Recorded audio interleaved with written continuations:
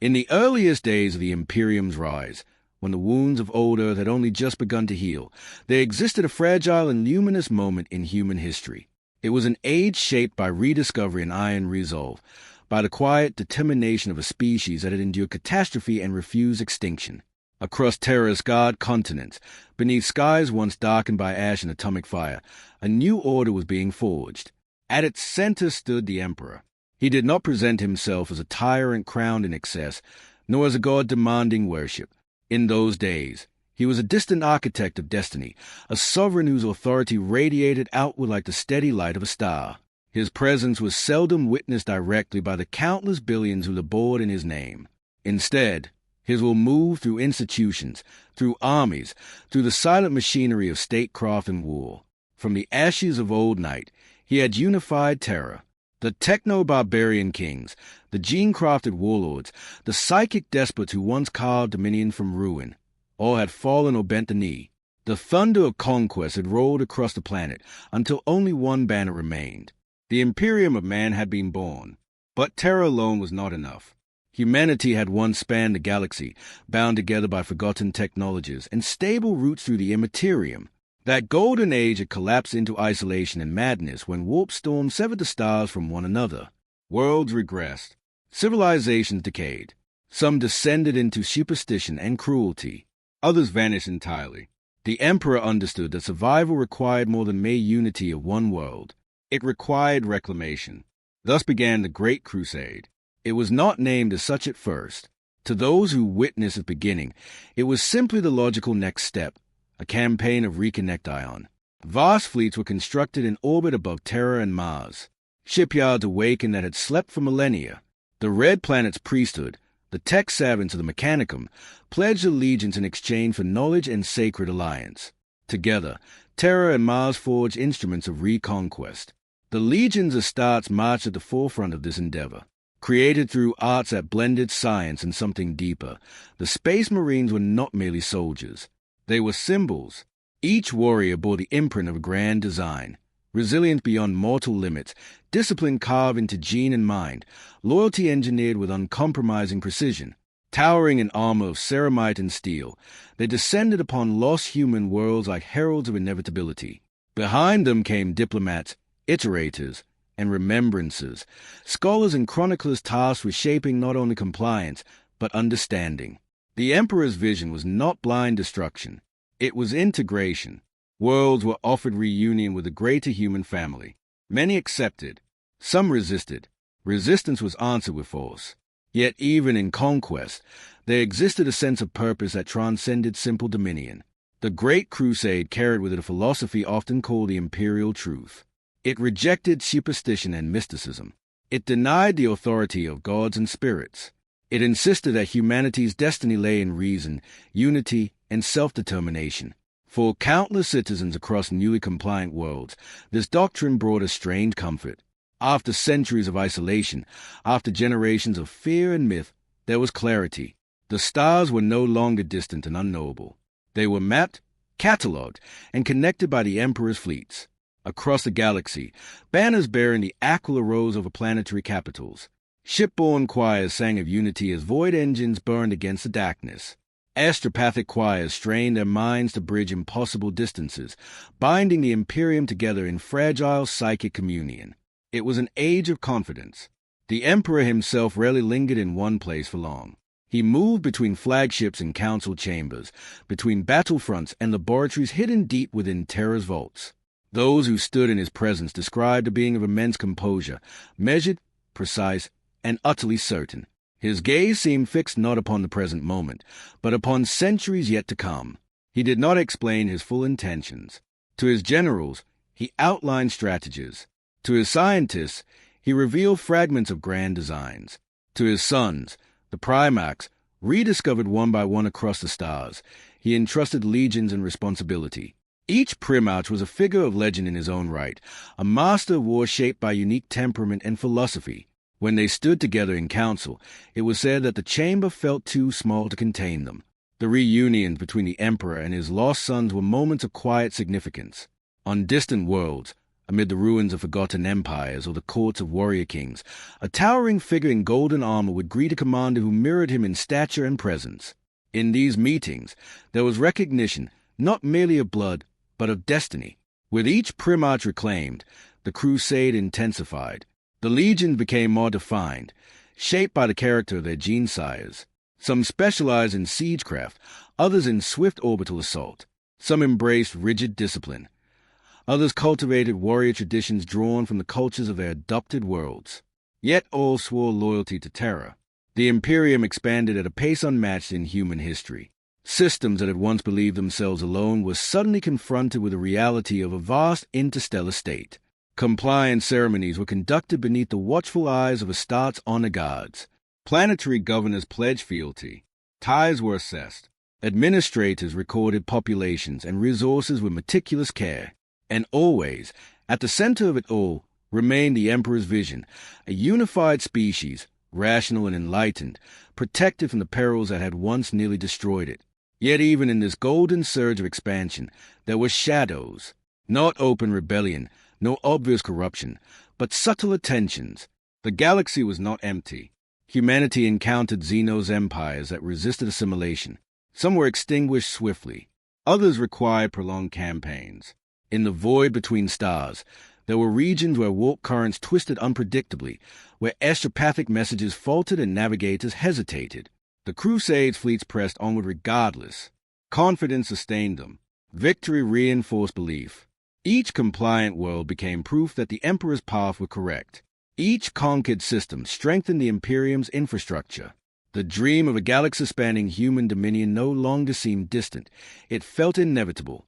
On Terra, monumental works reshaped the planet. Palaces and administrative complexes rose in concentric grandeur. Beneath the surface, secret projects unfolded in silence. Few outside the highest echelons understood their purpose.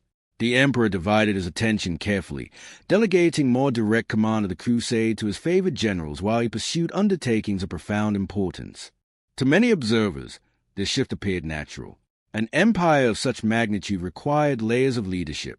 The Primarchs and their legions were more than capable of prosecuting war across thousands of fronts. Still, the Emperor's absence from certain campaigns was noted, not as criticism, but as curiosity, for the Great Crusade was not merely a military endeavor.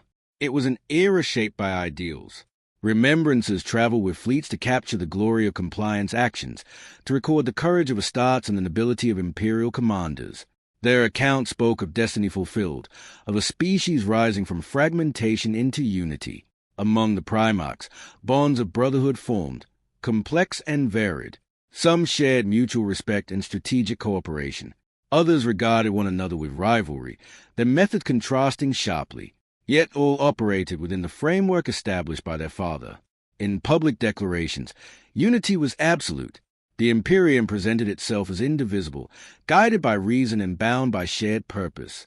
Billions believed this narrative wholeheartedly. For the first time in millennia, humanity possessed direction. It had an emperor. It had champions. It had a future. Across compliant worlds, children grew up beneath banners that promised protection and progress. Industrial output increased. Trade routes stabilized. The stars, once symbols of isolation, became highways of opportunity. And yet, history often teaches that moments of greatest confidence carry within them the seeds of unforeseen consequence. No omen darkened the skies. No prophecy was declared. The fleets continued their advance. The Emperor's sons led from the front, their armor gleaming beneath alien suns. Triumph followed triumph. But the galaxy is vast beyond comprehension, and even the most brilliant designs must contend with forces not easily mapped. In the quiet halls of Terra's inner sanctums, the Emperor labored over plans that extended far beyond immediate conquest. His ambition was not solely territorial. It was transformative. He sought to reshape humanity's relationship with the Immaterium itself, to secure a future in which reliance upon dangerous pathways might one day be unnecessary. Few knew the scale of this undertaking. Fewer still understood its urgency. To the common citizen of the Imperium, such matters were distant abstractions. What they saw was expansion, order, and strength. They saw the legions victorious. They saw the Primarchs as paragons. They saw an emperor whose authority appeared unassailable. This was the height of the Great Crusade, an era when it seemed that nothing could halt humanity's ascent, when the Imperium's borders expanded with steady rhythm, when the dream of unity felt not only achievable, but secure. And so the fleets sailed onward through the silent sea of stars, their hulls reflecting distant suns, their holds filled with warriors who believed utterly in the righteousness of their cause. In that vast and quiet expanse, amid the hum of engines and the measured cadence of marching boots, the Imperium stood united, confident, luminous, and certain of its destiny. For a time, it truly seemed eternal. And in that stillness between victories, beneath banners untouched by doubt, the dream of unity rested like a calm horizon, bright, distant, and impossibly fragile. As the Great Crusade advanced ever deeper into the uncharted reaches of the galaxy, the Imperium's structure grew more intricate, more demanding, and more reliant upon the strength of those who carried its authority across the stars. Victory, once a revelation, became expectation.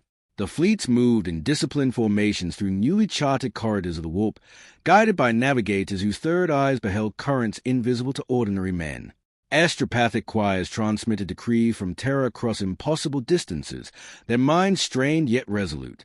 Each compliant world added to the growing lattice of humanity's dominion, reinforcing the belief that unity was not only desirable, but inevitable. At the forefront of this expansion stood the Primarchs. They were not merely generals. They were living standard beneath which entire civilizations rallied. Each bore the Emperor's genetic legacy, yet each expressed it differently, through temperament, through doctrine, through the culture they fostered within their legions. Some waged war with relentless precision, reducing fortified cities to disciplined ruin before rebuilding them in the Imperium's image. Others preferred swift decapitation strikes, targeting leadership structures to minimize prolonged suffering. A few sought negotiation first, offering compliance through reason and shared interest before drawing blades.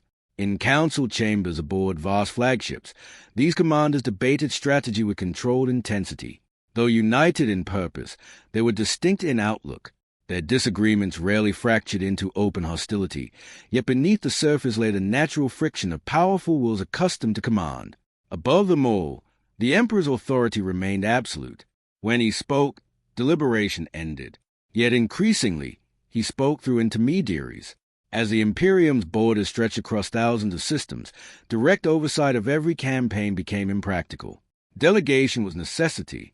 One Primarch, elevated to a position of overarching command among his brothers, began to coordinate the Crusade's vast undertakings with renewed vigor.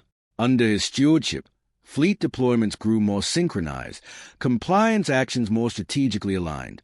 To many, this transition signaled trust, an affirmation that the Emperor's sons were ready to shoulder greater responsibility. But command is not a burden carried lightly. With every newly compliant world came logistical demands, ties to assess, infrastructure to integrate, cultures to harmonize with the imperial truth. Administrators followed in the wake of conquest, cataloging resources and populations with meticulous care. Iterators delivered lectures upon reason and unity, dismantling long-held superstitions with patient rhetoric. Not all worlds accepted these changes with gratitude. Some resisted quietly, clinging to ancestral beliefs in hidden sanctuaries. Others resisted openly, forcing the legions into protracted engagements that strained morale and resources alike. Even the most disciplined estates felt the weight of constant warfare. Though engineered for endurance, they were not immune to contemplation. The galaxy revealed itself to be far more complex than early optimism had suggested. There were human civilizations that had evolved along divergent paths, their societies shaped by centuries of isolation. Some possessed technologies unfamiliar even to the Mechanicum. Others harbored psychic traditions that clashed uneasily with the imperial truth's strict rationalism. In such encounters, the line between liberation and suppression grew thin. The Emperor's vision remained clear. Humanity must stand united, free from the chaos of superstition and predation of alien influence. Yet the implementation of that vision required compromise, interpretation, and at times severity. Among the Primarchs, perspectives varied. Certain commanders enforced doctrinal purity without hesitation, dismantling cultural structures that contradicted imperial principles. Others allowed limited traditions to persist, provided loyalty to terror remained unquestioned. These differences did not yet threaten cohesion, but they introduced nuance into what had once seemed a singular march toward enlightenment. Far from the front lines, on Terra itself, the Emperor withdrew more frequently into the depths of his sanctum. Reports reached him through astropathic relay and encoded transmission. He responded with directive precise and economical, offering guidance without elaboration. To those accustomed to his visible presence at the head of armies, this distance felt profound. Speculation did not become dissent. Faith in his overarching design endured. Yet an awareness settled among the highest echelons of command. The crusade was entering a new phase. It was no longer simply about expansion. It was about consolidation. Vast territories required governance beyond martial law. Civil administrators, many born on Terra, others recruited from compliant worlds, began shaping regional authorities. Trade networks expanded, binding systems together economically as well as politically. The Imperium's bureaucracy thickened, layer upon layer, forming the skeletal structure of an interstellar state. And still, the legions pressed onward. In the void between stars, warships drifted in solemn majesty, their hulls scarred by countless engagements. Within their hulls, Astartes trained relentlessly, preparing for campaigns yet unimagined. Remembrances continued their wake, documenting triumphs in luminous detail, crafting a narrative of unstoppable ascent. Yet even they began to note subtle changes in tone. Early accounts had brimmed with wonder at rediscovered human worlds. Now, descriptions often centered upon duty, upon the necessity of firm action in the face of hesitation or defiance. The language of destiny remained, but it was tempered by realism. For every world brought into compliance, another demanded attention. For every victory celebrated, another conflict ignited beyond the edge of mapped space. The Imperium endured, expanded, strengthened, but it also accumulated strain. The Primarch elevated to supreme military command bore this strain most acutely. In him rested the responsibility not only for victory, but for the cohesion of his brothers. He traveled tirelessly between fleets, offering counsel, resolving disputes, reinforcing unity. His charisma inspired loyalty. His confidence reassured those who doubted. Yet even the most gifted commander cannot silence every uncertainty. Among the legions, whispers sometimes arose, not of rebellion, but of comparison. Some questioned strategic priorities. Others wondered at the Emperor's prolonged absence from the field. These thoughts rarely reached the surface, disciplined as the Astartes were. Still, they existed. The Great Crusade had been born from a singular will. Now it was sustained by many. In distant sectors, unexplained phenomena occasionally disrupted navigation. Warp currents shifted unpredictably, isolating task forces for weeks or months. Communication delays bred confusion. While such disruptions were not unprecedented, their frequency in certain regions unsettled navigators and astropaths alike. Official reports framed these incidents as natural fluctuations. No proclamation of alarm was issued, and so the Imperium continued its measured advance, confident yet increasingly complex. It was an empire transitioning from youthful momentum to mature responsibility. Its leaders balanced ambition with governance, zeal with administration. The dream of unity remained intact. But dreams, when realized, acquire weight. Across the galaxy, beneath countless alien skies now claimed in humanity's name, banners bearing the Aquila fluttered in unfamiliar winds. The Imperium stood vast beyond comprehension, its authority stretching farther than any ancient human civilization had ever achieved. It appeared unbreakable, yet within its grandeur lay countless interlocking parts, personalities, philosophies, and pressures, all held together by shared belief in a singular vision. For now, that belief endured, and as the fleets assembled for yet more campaigns beyond the edge of recorded space, there lingered a quiet awareness among those who led them. Their expansion alone could not sustain an empire forever. Command demanded vigilance. Unity required more than conquest, and the true test of any grand design would not be found in the moment of its ascent, but in the unseen trials that followed. In the years that followed the Imperium's most rapid expansions, a subtle transformation settled across its vast domains. The outward image remained unchanged. Fleets advanced, compliance ceremonies were conducted with solemn dignity, and the banners of terror continued to rise over newly integrated worlds. Yet beneath the visible rhythm of conquest, something quieter began to take shape. It was not rebellion. It was not even doubt. It was a gradual realization that empire is not sustained by momentum alone. The Great Crusade had been fueled by rediscovery, by the exhilaration of reunion with long-lost human civilizations. In its earlier decades, each new system reclaimed felt like the recovery of a fragment of a shattered whole. There had been a sense of restoration, of healing ancient fractures. Now, however, the nature of expansion had shifted. Many of the easily contacted human worlds had already been absorbed. What remained were more distant territories, regions obscured by unstable warp routes, systems fortified by entrenched regimes, or cultures that had diverged so profoundly from Terran norms that reconciliation proved complex. The legions of Start adapted as they always had. They were creatures of discipline and design, trained to endure environments both hostile and alien. Yet as campaigns grew longer and supply lines stretched across immense distances, the burdens of coordination increased. Fleet commanders spent as much time calculating logistics as planning assault patterns. The machinery of war, once propelled by unrelenting forward motion, now required careful maintenance.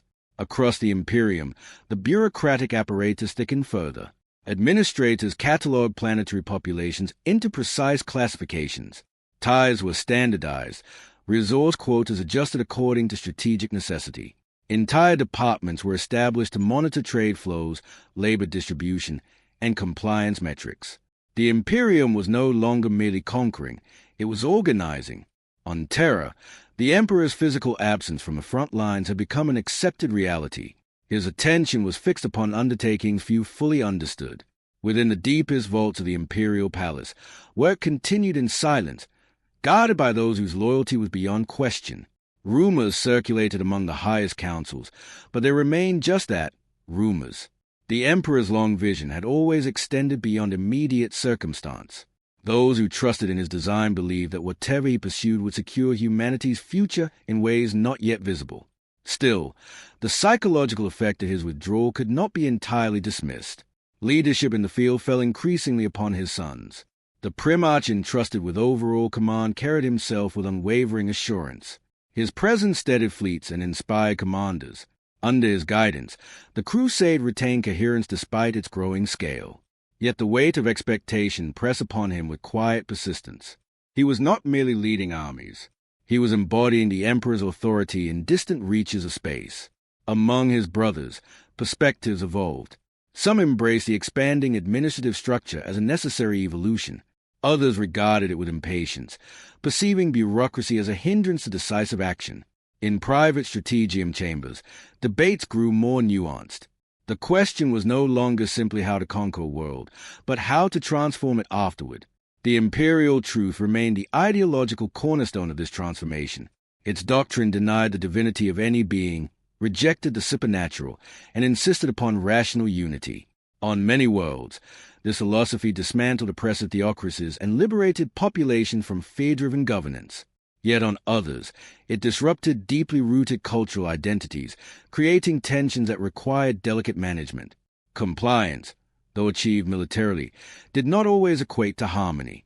The remembrances continued their chronicling, but their account became more contemplative. Triumph was still recorded, yet alongside it appeared reflections on the cost of integration. Entire social orders were replaced. Ancient symbols were removed from public spaces. New generations would grow up knowing only the Imperium's narrative. Whether this was salvation or erasure depended on perspective. In distant sectors, encounters with non-human civilizations intensified. Some Xeno species possessed technological sophistication rivaling humanity's own. Engagements with them were swift and uncompromising. The Imperium's policy was clear. Humanity's dominion would not be contested. Each such campaign reinforced unity among the legions. Against alien opposition, rivalries diminished. Differences in doctrine became secondary to shared purpose. The external threat sharpened focus, reminding all that the galaxy remained perilous. Yet external threats were only part of the equation. Warp disturbances, once sporadic, began appearing with unsettling irregularity in certain regions. Navigators reported subtle shifts in the Immaterium's currents, eddies where none had been charted, turbulence that resisted prediction. Astropathic messages occasionally arrived fragmented, their meaning distorted by unseen interference. These phenomena were analyzed, categorized, and rationalized. No official declaration of crisis emerged. The Imperium had endured such fluctuations before. It would endure them again. Still, for those sensitive to patterns, the timing felt curious. As the Emperor's personal involvement in the crusade lessened, as responsibility decentralized among his sons, the galaxy's pathways seemed to grow less stable. Coincidence remained the official conclusion. Within the legions, introspection deepened. The Astartes were engineered for loyalty, yet they were not devoid of individuality. They observed the shifting dynamics of command. They sensed the growing autonomy of their primarchs. They understood that the crusade was no longer a singular spear thrust outward from terror, but a constellation of campaigns guided by multiple hands. For many, this evolution was a mark of maturity. For a few, it was a source of quiet unease. The Imperium's unity had been forged through the Emperor's direct will. Now that unity depended upon shared interpretation of that will. The distinction was subtle, but profound. In grand assemblies aboard command vessels, the Primarch in overall command spoke of destiny with unwavering conviction. He emphasized brotherhood, mutual respect, and adherence to the Emperor's ideals. His words resonated.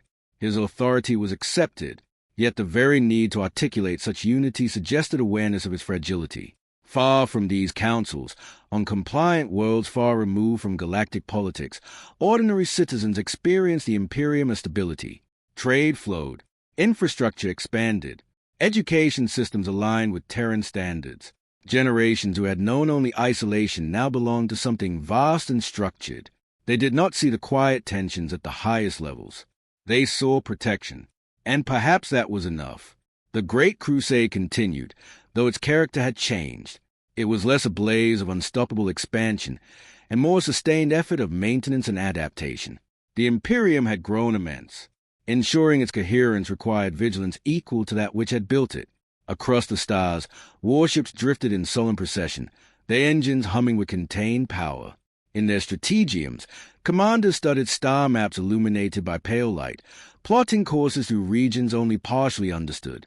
Above them all, terror remained distant, radiant, inscrutable, and silent. The dream of unity still endured. But silence, when prolonged, invites reflection.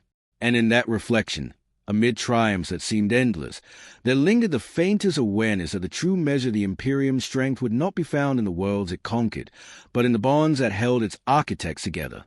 For empires may expand without limit, yet their foundations rest upon trust, subtle, unseen, and infinitely delicate. By the height of its dominion, the Imperium spanned so many systems that no single mind could fully comprehend its scale. Star charts once crowded with unknowns were now threaded with imperial roots, their margins pushed ever outward. The Great Crusade had reshaped the map of the galaxy, and in doing so, had reshaped humanity itself. Yet expansion brought with it a paradox. The farther the Imperium reached, the more distant terror seemed. For many worlds, the throne world was not a place of memory, but of abstraction. It existed in proclamations and in the two-headed aquila stamped upon official decrees. Its light was described as eternal, its authority absolute, but its presence was felt only through intermediaries, through governors, through fleet commanders, through the towering figures of the Primarchs. The Emperor remained at the center of all oaths, and yet he was rarely seen.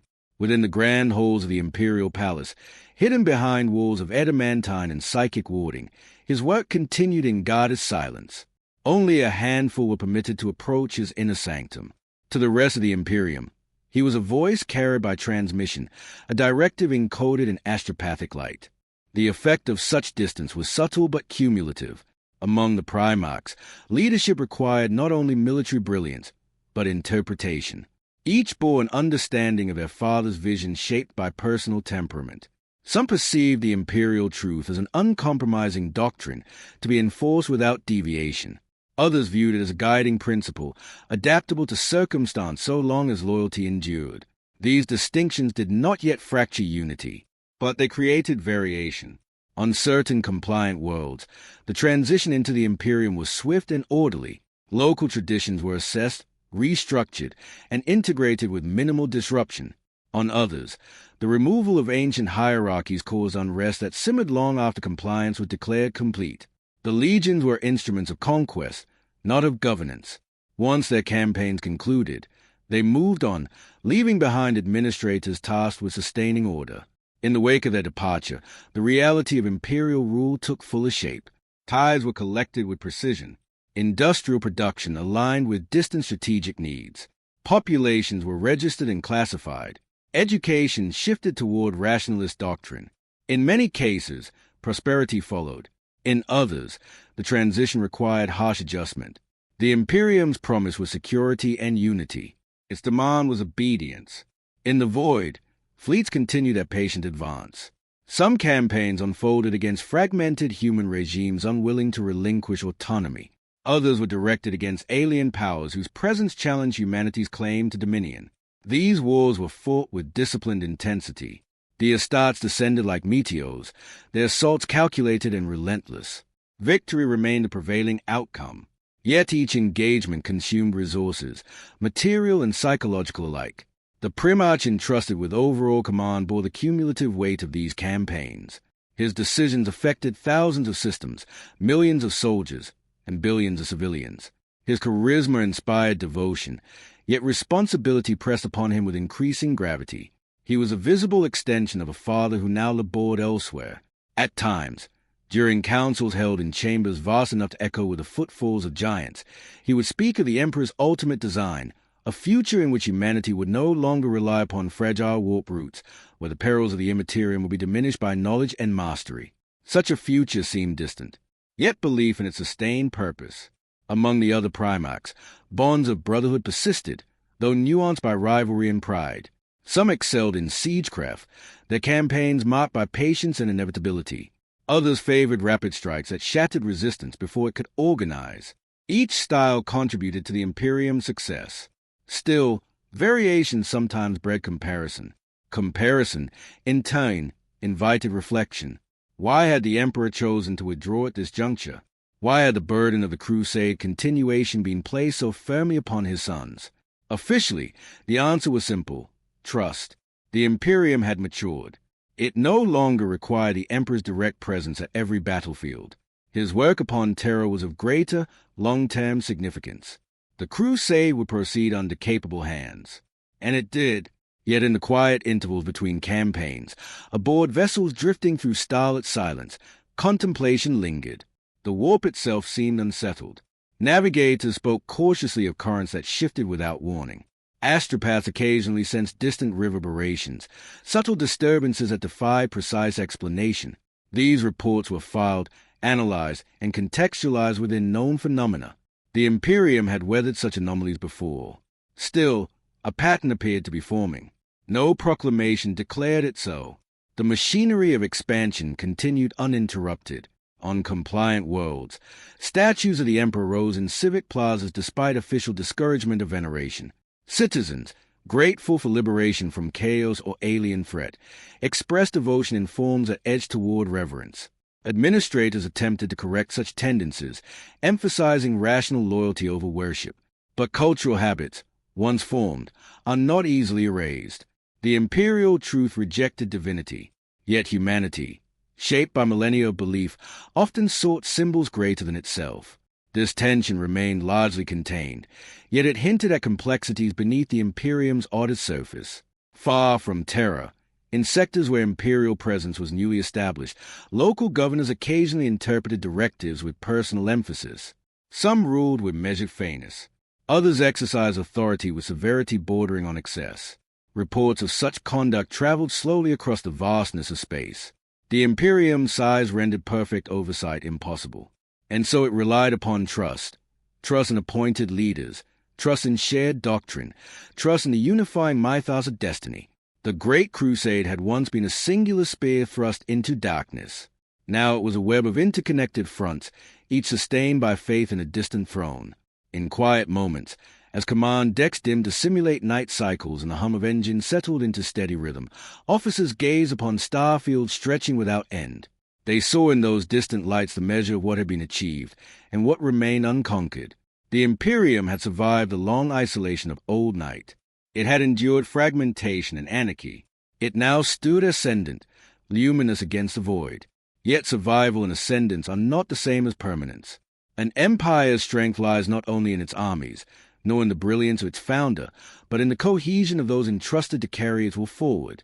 And as Terra's light grew more symbolic than tangible to many who served in distant sectors, the true challenge of unity began to reveal itself, not in open conflict, but in interpretation, expectation, and the silent spaces between command and obedience. The stars remained innumerable. The crusade continued, and somewhere, far beyond immediate perception, consequences gathered their quiet momentum, awaiting the hour when silence would give way to echo.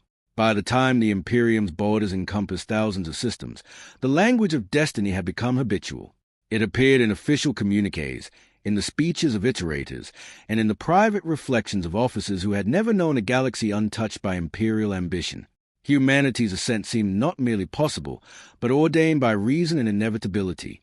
Yet destiny, when invoked often enough, begins to resemble belief. And belief carries weight. The imperial truth had been established as the philosophical foundation of the crusade. It denied the supernatural. It dismissed ancient superstitions as relics of ignorance.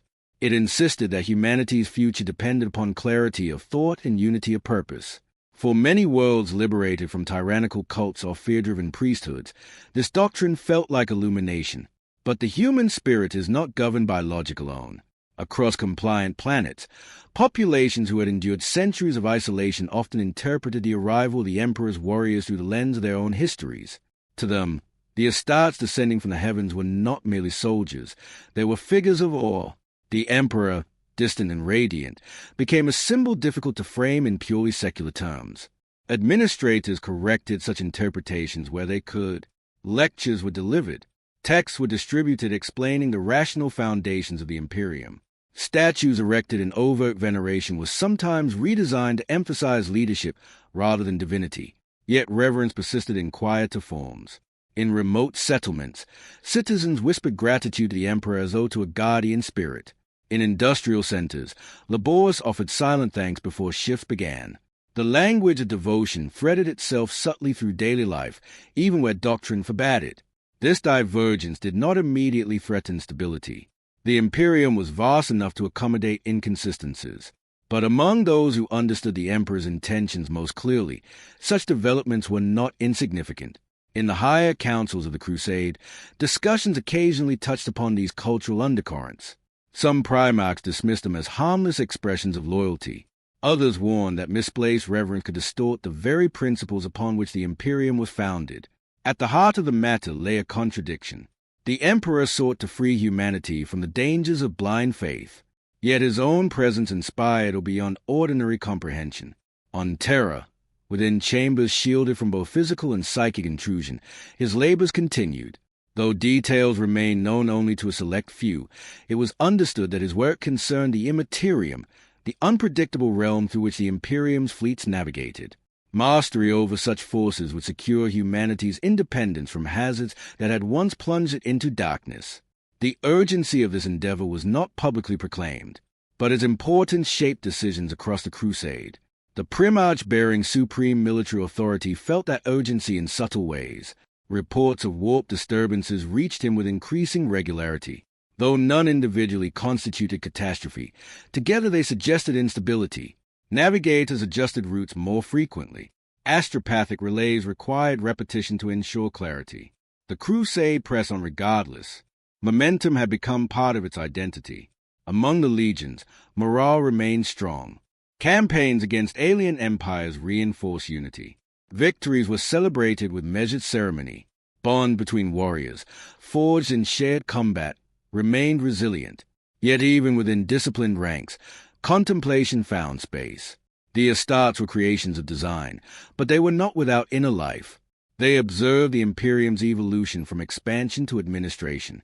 They saw governors assume power in distant systems, shaping societies in ways not always visible to Terra.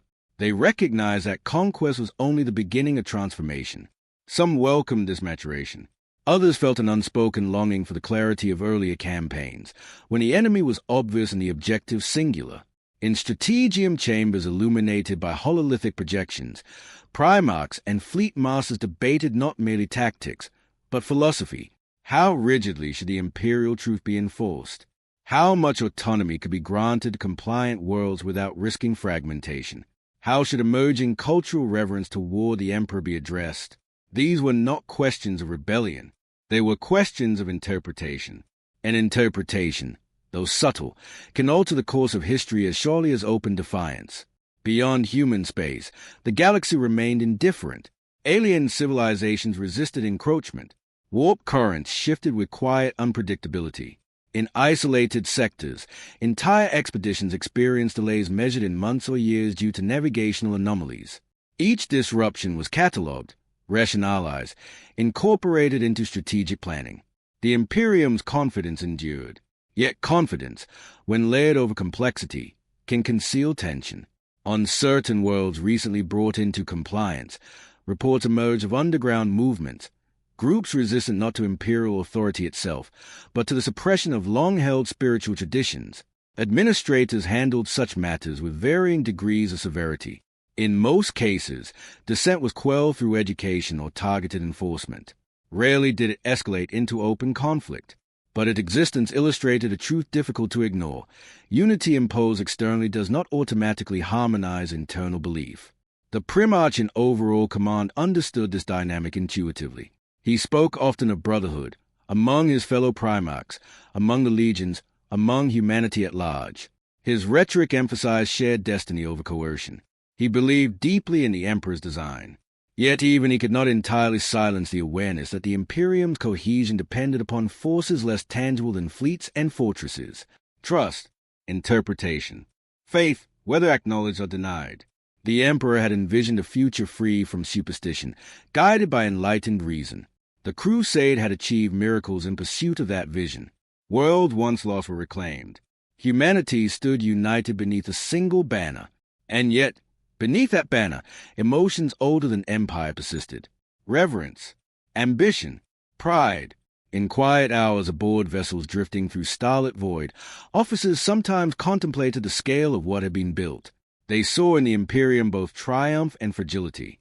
Its strength was immense, its reach unparalleled, but its foundation rested upon the alignment of countless minds and hearts across immeasurable distance. The Great Crusade had forged unity through action. Maintaining that unity would require something more enduring. As fleets prepared for further campaigns beyond the rimward edges of map space, as Terra's distant light continued to guide through symbol rather than presence, a realization settled gradually among those who led humanity's ascent. Survival had been achieved through strength. Expansion had been accomplished through conviction. What remained uncertain was whether conviction alone could sustain an empire when interpretation began to diverge from intention. And in that quiet uncertainty, unspoken, unrecorded, the Imperium continued forward, vast and luminous, carrying within it both the certainty of its triumphs and the delicate, unseen measure of its faith. In the later years of the Great Crusade's grand expansion, the Imperium possessed a momentum that seemed almost self-sustaining. Fleets launched from established bastions without waiting for elaborate ceremony. Compliance protocols were refined to efficiency. The machinery of reconquest operated with disciplined rhythm, as though the galaxy itself were gradually yielding to human design. Yet within that rhythm, subtle dissonance persisted. The Imperium had been born from singular vision. Now it functioned through distributed authority. The Emperor's will, once expressed directly at the forefront of battle, was interpreted through layers of command that stretched across light years. Each layer was loyal, each was competent, yet each carried its own perspective. Among the Primacs, maturity had replaced the early exhilaration of reunion.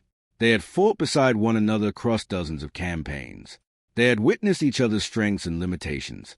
Mutual respect endured, but familiarity revealed difference with sharper clarity. Some favored relentless prosecution of war, believing swift and overwhelming force prevented prolonged instability. Others argued that measured integration fostered deeper loyalty among newly compliant worlds. Neither approach contradicted the Emperor's overarching design, yet their emphasis diverged. These differences did not fracture unity, but they shaped its character. The Primarch entrusted with supreme command labored constantly to harmonize these varied philosophies. He traveled between fleets, offering counsel and encouragement, reinforcing the shared narrative of destiny. His presence carried authority sufficient to quell overt dispute. His conviction remained resolute. Still, he too perceived the growing complexity. The Imperium's expansion had outpaced its ability to fully comprehend what it governed. Entire sectors operated with minimal direct oversight from Terra. Governors rose to prominence based on merit, loyalty, or circumstance. Some administered their domains with balanced judgment. Others ruled with severity justified by the need for order. Communication across such distances, though sustained by exopathic relay, was imperfect. Messages arrived delayed or distorted. Clarifications required weeks or months. In that temporal gap, decisions were made independently. The Imperium trusted its servants. Trust was necessary, yet trust, like all bonds, depends upon alignment. Beyond administrative challenges, the warp itself grew increasingly erratic along certain routes. Navigators reported sensations difficult to articulate, currents that felt less like natural turbulence and more like shifting pressure from unseen depths. Astropaths described distant echoes within the immaterium, reverberations that dissipated before precise identification. Official assessments attributed these phenomena to natural fluctuation. After all, the warp had always been volatile, yet their persistence unsettled even the most disciplined observers. Within the legions of Astartes, preparation never ceased. Training halls echoed with the clash of practice blades. Firing ranges burned with disciplined volleys. Apothecaries monitored gene seed stocks with meticulous care, ensuring continuity of the Emperor's design. The legions remained formidable, their unity reinforced by shared heritage. But they were no longer the only guardians of the Imperium's stability. As territories expanded, auxiliary forces, human soldiers drawn from compliant worlds, assumed greater roles in planetary defense and regional enforcement. The Imperial Army grew vast, its regiments shaped by diverse cultures unified under common command structures. This diversification strengthened numbers, yet it also introduced variance in discipline and perspective. The Astartes observed this evolution with measured acceptance. They were created as exemplars, not as an endless occupying force. Humanity itself must learn to sustain its dominion.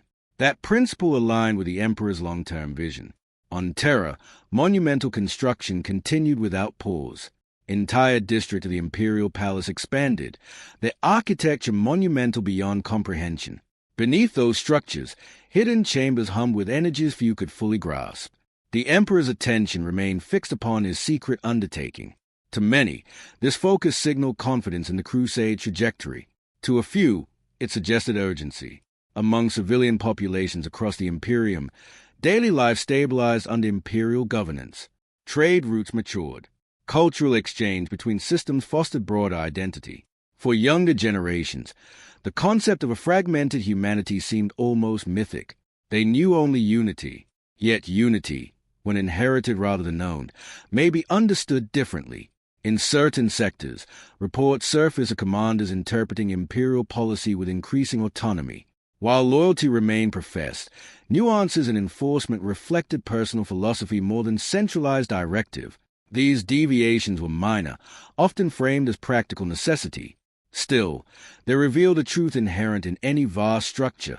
Distance invites discretion. The Primarch in overall command addressed such matters through correspondence and, when required, personal intervention. His authority sufficed to restore alignment. Yet each intervention consumed time and attention that might otherwise have been devoted to outward expansion. Gradually, the Crusade's forward pace moderated, not from weakness, but from accumulation. The Imperium had grown immense. Ensuring cohesion demanded vigilance equal to conquest. The galaxy's rimward region still beckoned, yet consolidation required patience. In the quiet intervals between campaigns, contemplation deepened among those at the highest levels. The Emperor's ultimate aim, to secure humanity's future free from the dangers that had once shattered it, remained the guiding star. But the path toward that aim had become layered with complexity. It was no longer enough to win battles. One had to sustain belief. Belief in the Emperor's rational vision. Belief in the legitimacy of delegated authority. Belief that the Imperium's vastness would not dilute its unity. These were intangible challenges, resistant to simple solutions. The Great Crusade had begun as reclamation. It had evolved into transformation. Now it approached a threshold where transformation required careful stewardship lest momentum carry it beyond control. Across the starfields, Imperial fleets assembled for new undertakings. Their hulls bore the scars of countless victories. Their banners still flew unchallenged in most contested regions. To any external observer, the Imperium appeared invincible, and perhaps in material strength it was. Yet strength alone does not define permanence.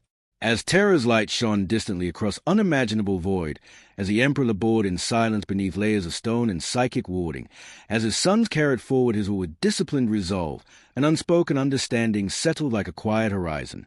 The Imperium had survived fragmentation. It had mastered expansion. What remained unseen, beyond mapped stars and beyond present certainty, would test not merely its armies, but the alignment of its purpose. For horizons, once reached, reveal new distances, and even the most luminous empire casts shadows when it stands against an endless night. By the time the Imperium approached the outer marches of its projected dominion, the Great Crusade had become less an act of discovery and more an assertion of inevitability. Human fleets did not wander in hope of reunion. They advanced with calculated certainty, their charts dense with established routes, their objectives framed within strategic projection rather than speculation.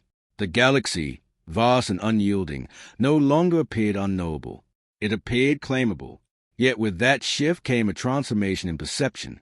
In earlier years, each rediscovered human world had stirred a sense of restoration, as though fragments of a shattered mirror were being carefully reassembled. Now, reclamation was frequently accompanied by assessment. Worlds were evaluated for productivity, stability, compliance potential. Their cultures were examined less as lost kin and more as variables within a growing equation. The Imperium was no longer simply reuniting humanity. It was shaping it. Among the Primax, this evolution sharpened philosophical distinctions. Some embraced the Imperium's role as architect of a new human order. They viewed cultural restructuring as necessary refinement, ensuring that future generations would inherit a stable and rational society. Others, though loyal, felt a quiet unease at the speed with which ancient identities were dissolved. Their debates remained disciplined. Open fracture was unthinkable, but beneath measured discourse lay awareness that unity required constant reinforcement. The Primarch elevated to supreme command bore this awareness most keenly. He had become the axis upon which the crusade turned.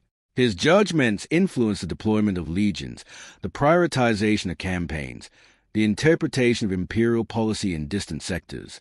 He carried the emperor's authority not merely as a title, but as expectation. He spoke often of destiny, not in the language of prophecy, but of purpose. Humanity, he declared, had been given a second dawn after the darkness of old night. The Imperium existed to ensure that dawn would never fade again. Expansion was not conquest for its own sake. It was preemption against fragmentation. His words resonated deeply. And yet destiny, once articulated, must be enacted with precision. Across compliant worlds, administrators refined systems of governance to align more tightly with Terran standards. Regional councils reported directly to centralized departments. Tithe schedules were adjusted to support expanding fleets. Industrial centers increased production to meet distant demands. The Imperium's infrastructure matured into something immense and intricate, but complexity can obscure fragility. In several sectors, prolonged warp disruptions forced fleets to reroute, delaying reinforcement and resupply. Though not catastrophic, these interruptions reveal the Imperium's dependence upon the Immaterium's cooperation. Navigators and astropaths, though unwavering in service, expressed growing caution regarding specific corridors long considered stable. Such reports reached command, where they were acknowledged and incorporated into strategic planning. No crisis was declared. The crusade continued. Within the legions, introspection deepened alongside experience. Veteran Astartes, hardened by years of relentless campaigning, began to recognize patterns in the Imperium's evolution. Early victories had forged identity through shared struggle. Now, governance and administration shaped that identity in subtler ways. The warriors remained loyal beyond question, yet they were no longer the sole architect of humanity's future. Human auxiliary forces assumed greater responsibility for planetary security. Civilian institutions expanded. Scholars and engineers on compliant worlds developed innovations within the framework of imperial doctrine. The Imperium was becoming self-sustaining, its growth driven not only by conquest, but by integration. For many, this represented triumph. For a few, it marked transition. On Terra, the Emperor's silence endured. His absence from the front lines had become a defining feature of this later era. Though his authority remained absolute, its manifestation was increasingly symbolic. Decrees issued from the throne world carried unquestioned legitimacy, yet they were fewer, more focused. He labored upon his hidden endeavor with unbroken concentration.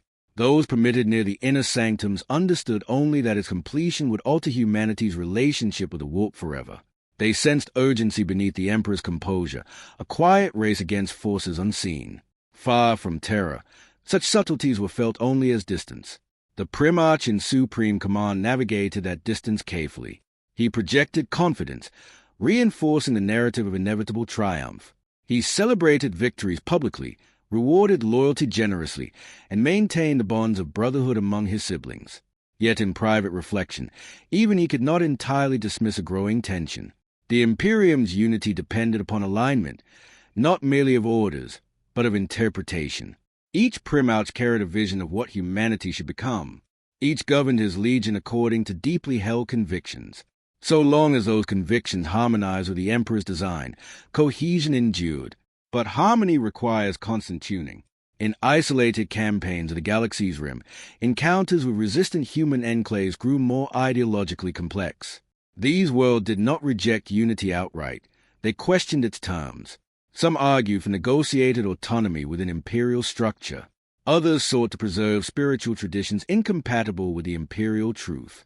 Such negotiations demanded patience. Where patience failed, force followed. Each resolution reinforced the Imperium's authority, yet also underscored a reality difficult to ignore. Unity imposed from above must continue to reaffirm its legitimacy from below. The Great Crusade had proven humanity's strength. It had demonstrated technological mastery, martial discipline, and visionary leadership. What remained to be proven was endurance. As fleets assembled for further outward thrusts, as Terra's monumental architecture cast long shadows across its continents, as the Emperor's sons carried forward his will into ever more distant reaches, a subtle awareness crystallized among those who contemplated the Imperium's trajectory. Destiny is not static. It evolves with each decision, each interpretation, each moment of silence between command and action. The Imperium had survived the long isolation of history. It had thrived under singular purpose. Now it stood at a threshold where purpose would be tested not by external opposition alone, but by the internal alignment of those entrusted to shape its future. And in the measured cadence of marching legions, in the hum of engines traversing unstable warp currents, in the distant echo of Terra's silent throne, that Tess approached, quiet, patient, and unseen. As the Imperium neared what many believed to be the apex of its expansion, a peculiar stillness settled beneath the constant motion of fleets and armies. It was not a halt in conquest, nor a failure of resolve. Campaigns continued. Compliance was achieved. New sectors were brought beneath the authority of Terra with measured regularity. Yet beneath the rhythm of advancement lay a pause less visible than any cessation of war. It was a stillness that precedes transformation. The Great Crusade had, for decades, been defined by outward momentum. Each year extended humanity's reach farther into the void. Each victory reinforced conviction that the Emperor's design was unfolding precisely as intended. The Imperium appeared vast, coordinated, and unassailable. But the very scale of that success introduced a new question. What, precisely, was the Imperium becoming? In earlier years, identity had been simple. Humanity was fractured, and the Emperor had united it. The legions were instruments of that unity. The imperial truth was its philosophical foundation. Every action could be traced back to a singular, luminous objective. Now, that objective had broadened. Unity had largely been achieved across accessible human space. The Imperium no longer fought solely to reunite lost kin. Increasingly, it acted to preserve order within what it had already claimed. Campaigns were launched not merely to expand borders, but to correct deviations, to stabilize regions where governance faltered. Consolidation required a different temperament than conquest. Among the Primarchs, the shift manifested in subtle divergence. Some adapted readily to the demands of stewardship, seeing in administration a continuation of their father's civilizing mission. Others found such duties constraining, preferring the clarity of battlefield command to the ambiguities of political oversight. Their loyalty remained absolute, yet loyalty does not erase difference. The Primarch elevated to supreme command bore the responsibility of harmonizing these temperaments. His authority was recognized across the Imperium. He coordinated campaigns with masterful precision, ensuring that no legion operated entirely in isolation. Under his guidance, the crusade retained coherence even as it matured into something more complex than its origins. He believed deeply in the Emperor's vision, and in that belief, he found strength. Still, the Emperor's absence from the front lines had begun to acquire symbolic weight. For many younger officers and soldiers, he was a distant figure, encountered only through image and decree. They revered him, trusted him, and followed his commands without hesitation. Yet they had not stood in his presence as their commanders once had. Distance alters perception. On Terra, monumental project continued with relentless focus. The Emperor's labor within the hidden chambers of the palace remained concealed behind layers of secrecy. Those few entrusted with knowledge of its scope understood that its completion would redefine humanity's relationship with the warp, shielding the Imperium from vulnerabilities that had once plunged it into chaos. Such understanding did not extend beyond the highest circles. To the broader Imperium, Terra was radiant but silent. Meanwhile, reports of warp irregularities persisted. Navigators charted routes with increasing caution. Astropathic transmissions occasionally arrived bearing faint distortions, as though filtered through unseen currents. These disturbances were manageable, yet their occurrence suggested undercurrents not fully charted. Official communications maintained calm. The Imperium did not waver. Within the legions, veterans sensed a changing atmosphere. Campaigns no longer carried the same spirit of rediscovery. Instead, they often involved enforcing policy in regions already nominally compliant. Resistance was rarer, but more nuanced. It took the form of ideological deviation rather than open defiance. Some worlds questioned the suppression of spiritual traditions. Others sought greater autonomy in local governance. Administrators responded with varying degrees of flexibility. In most cases, compromise preserved stability, but each negotiation introduced interpretation. Interpretation, layered across countless systems, subtly reshaped the Imperium's character. Among the Primarchs, private reflection deepened. They were creations of extraordinary design, yet shaped by distinct upbringings across disparate worlds. Their experiences informed their philosophies. In council, these philosophies coexisted within disciplined discourse. Yet beneath disciplined discourse, perspectives crystallized. The Imperium's unity depended upon shared understanding of the Emperor's ultimate aim. That aim had always been expansive, transcending mere territory. It sought to elevate humanity beyond the vulnerabilities of its past. But the path toward that elevation was not always defined in explicit detail. In absence of detail, interpretation flourishes. The Primarch in supreme command worked tirelessly to maintain cohesion. He emphasized brotherhood, collective destiny, and unwavering adherence to imperial doctrine. His words reassured. His leadership inspired confidence. Yet even he could not entirely dispel the awareness that unity was no longer self-evident. It required deliberate reinforcement. Across compliant worlds, the language of reverence toward the Emperor continued to surface despite official discouragement. Statues bore subtle iconography suggestive of divinity. Songs and stories elevated him beyond mortal leadership. Administrators corrected these tendencies where possible, yet they spread organically, born of gratitude and awe. The imperial truth rejected worship, but humanity's instincts often reached toward it. This quiet contradiction lingered like an unresolved chord. The Imperium remained outwardly triumphant. Its fleets commanded space lanes. Its armies prevailed against alien resistance. Its institutions functioned with disciplined efficiency. To any observer, it appeared stronger than ever, and perhaps it was. Yet strength measured solely by conquest overlooks the delicate architecture of alignment beneath it. The Great Crusade had united humanity through shared endeavor. Now that endeavor approached fulfillment within accessible space. What would bind the Imperium once expansion ceased to define it? What narrative would sustain cohesion when the frontier receded? These questions were rarely voiced. They did not yet demand urgent answer, but they existed, quiet, patient, awaiting the moment when silence would no longer suffice.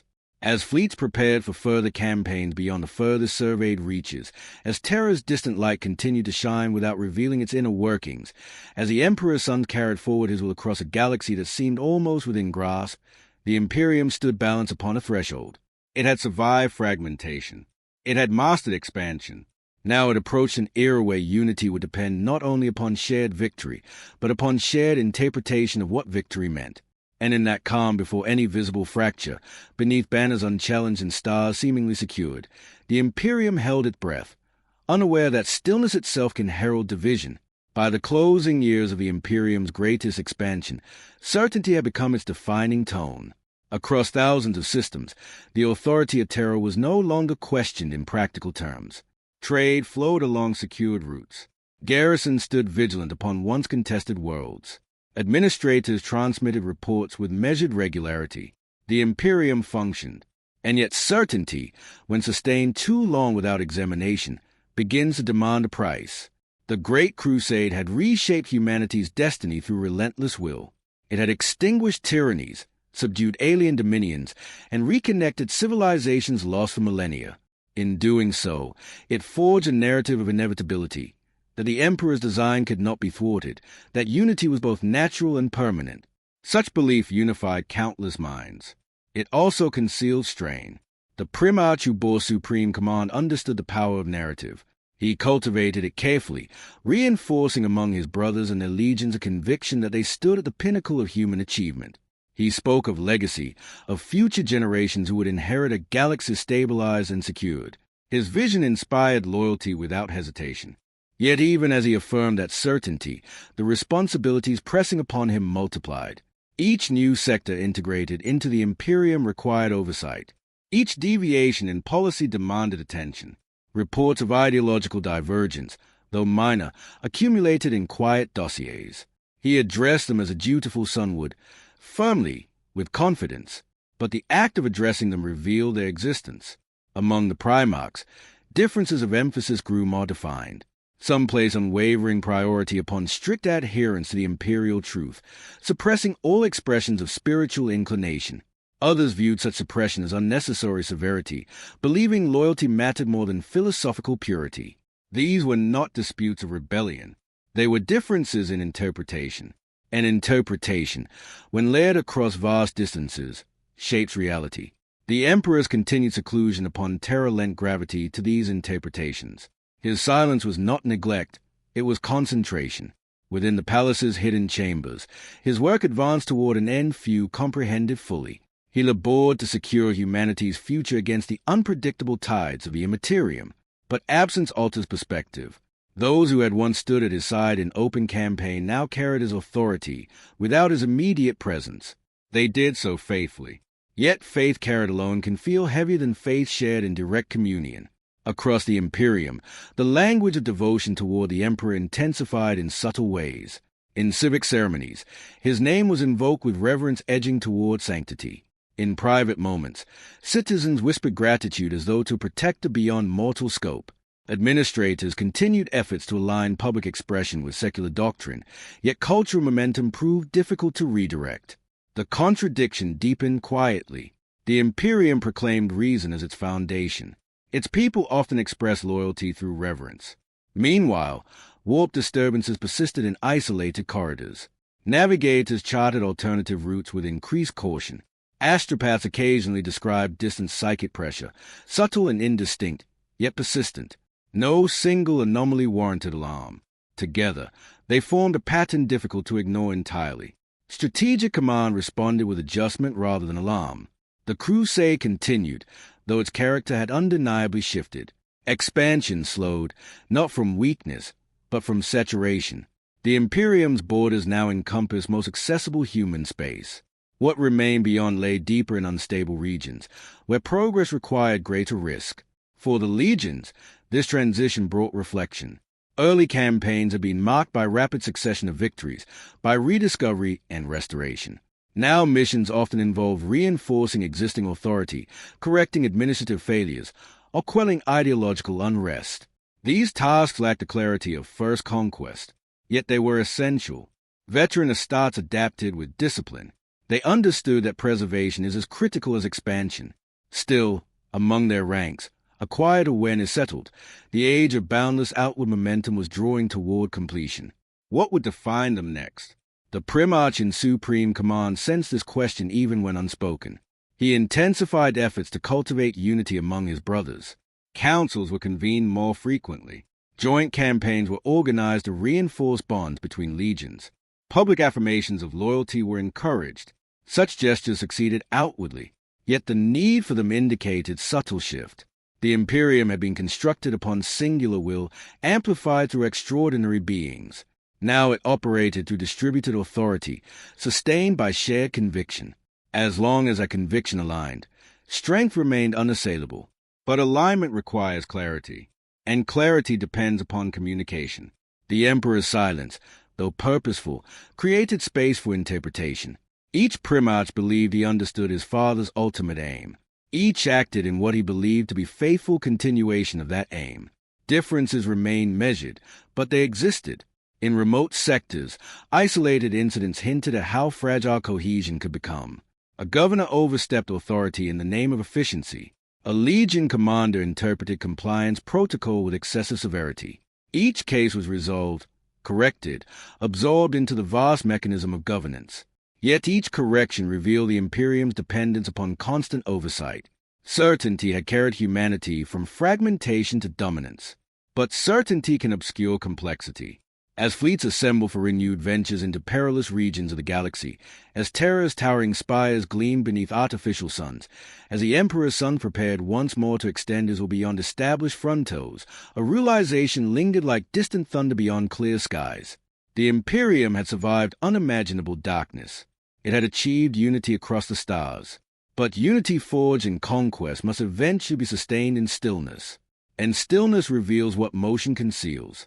In the quiet spaces between campaigns, in the contemplative silence of command decks overlooking endless starfields, the cost of certainty began to take shape, not in open fracture, not in declared opposition, but in the gradual awareness that destiny, once achieved, demands vigilance lest it become assumption. The Imperium stood luminous, vast beyond reckoning, yet within its brilliance lay interwoven threads of belief, interpretation, and trust. If those threads remained aligned, the Empire would endure. If they shifted, even slightly, the consequences would echo across the very stars it had claimed. And so, beneath banners untouched by visible doubt, the Imperium advanced into a future it believed secure, unaware that certainty itself can be the heaviest burden of all. At the farthest reach of the Great Crusade's momentum, the Imperium stood as a structure of astonishing scale. Its dominion stretched across regions that earlier generations would have considered unreachable. Human worlds, once isolated by the storms of old night, now functioned within a single political and military framework. Trade convoys passed through stabilized corridors. Astropathic choirs maintained fragile but constant communion. The legions remained vigilant guardians of the Imperium's edges. From a distance, it appeared that the Emperor's design had achieved its essential aim. Humanity was no longer fractured. It was unified, yet unity, once established, must be sustained with care equal to that which forged it. The Crusade's character had undeniably shifted. Where once fleets surged outward in near continuous discovery, now they often moved in measured arcs, reinforcing borders, responding to localized instability, or venturing into regions where warp conditions rendered progress uncertain. Expansion continued, but it was deliberate rather than exuberant. The Primarch entrusted with supreme command presided over this matured Imperium with steady authority. His voice carried across fleets and sectors alike. His strategic acumen ensured that the vast machinery of war and governance did not fall into disarray. He projected confidence not only in victory, but in permanence. And permanence was now the unspoken aspiration. Among his brothers, loyalty endured. They had fought side by side against alien empires and human tyrants. Some envisioned a future defined by disciplined order, where deviation from doctrine would be corrected swiftly and without hesitation. Others believed that unity could coexist with measured diversity, that the Imperium's strength lay in its capacity to integrate rather than overwrite entirely. These were philosophical distinctions, not fractures, yet they marked the evolution of thought within an empire no longer defined solely by conquest. On Terra, the Emperor's absence from the field had become a constant rather than an anomaly. His labor within the palace continued in guarded secrecy.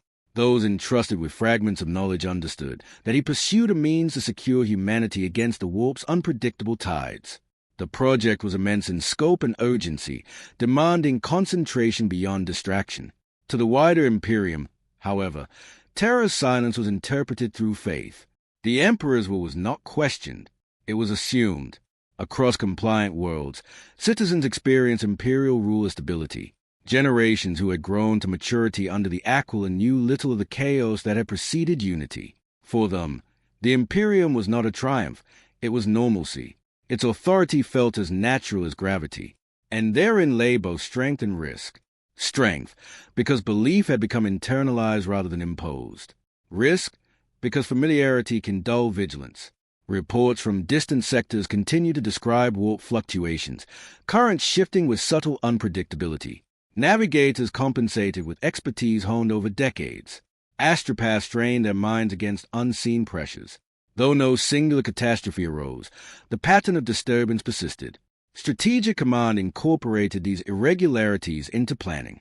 The Imperium adapted, yet adaptation carries cost in attention and resource. In several regions, newly appointed governors interpreted imperial doctrine with personal emphasis. Most did so in good faith, aligning policy with what they believed to be the Emperor's ultimate intention. Yet interpretation inevitably varied. Minor discrepancies in enforcement, intolerance, in administrative style accumulated across light years. No central authority could monitor every nuance in real time. Thus the Imperium relied upon trust. Trust in its servants, trust in its commanders, trust in the shared conviction that humanity's destiny justified discipline. The legions of Astartes remained pillars of that trust. Their presence reassured compliant systems and deterred potential rebellion. Yet even within their ranks, reflection deepened. The age of constant expansion had forged identity through relentless action. Now, as campaigns slowed and consolidation took precedence, questions arose, not of loyalty, but of purpose. What defines a warrior when conquest yields to maintenance? For many, the answer was simple: duty. Duty does not diminish when objectives change. Still, the emotional cadence of the crusade had altered. In high councils, discussions turned increasingly toward long-term governance rather than immediate expansion. The Imperium had become less a spear and more a citadel. Protecting its breadth demanded coordination of unprecedented complexity. Economic planning intertwined with military strategy. Cultural management intersected with security policy. The Primarch in Supreme Command navigated this complexity with visible resolve. He encouraged unity among his brothers, convened joint operations to reinforce bonds, and reaffirm the shared narrative of destiny. His leadership preserved cohesion across immense distance.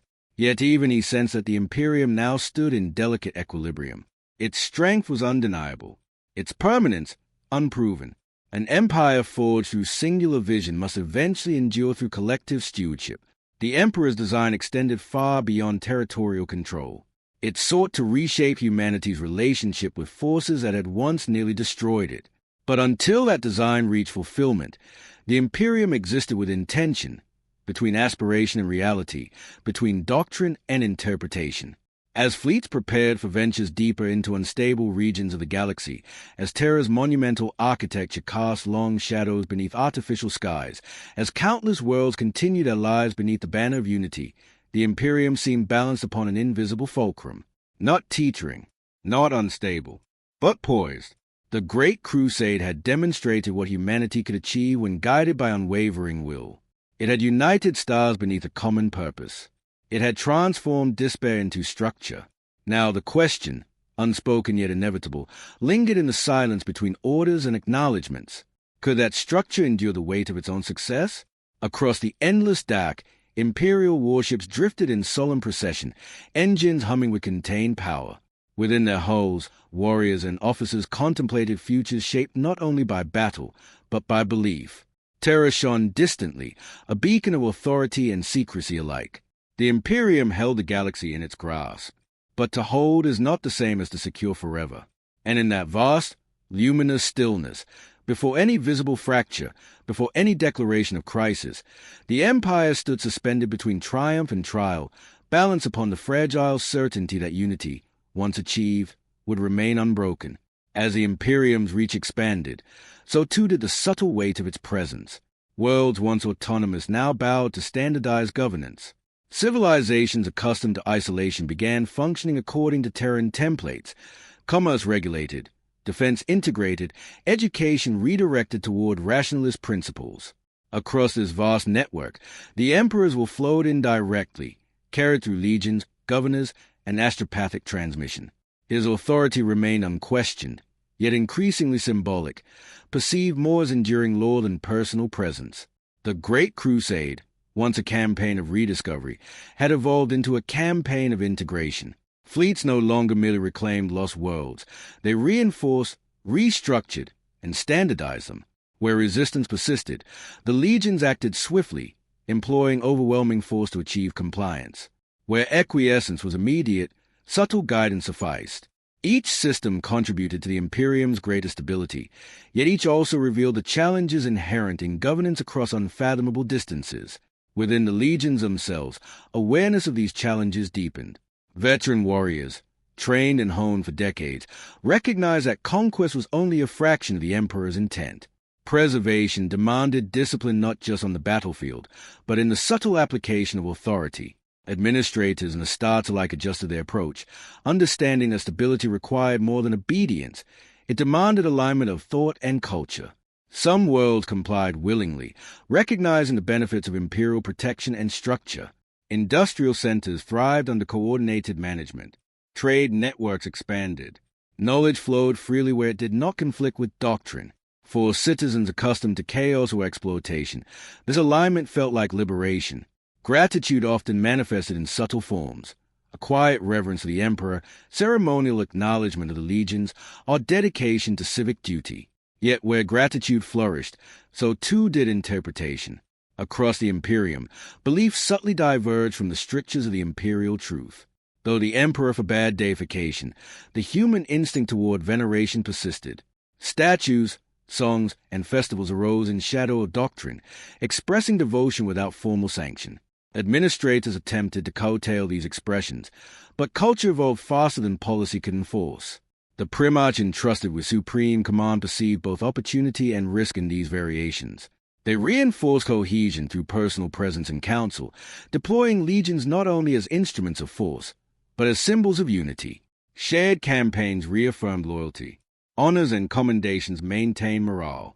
Diplomacy and negotiation operated alongside combat, ensuring that compliance was internalized rather than imposed by coercion alone.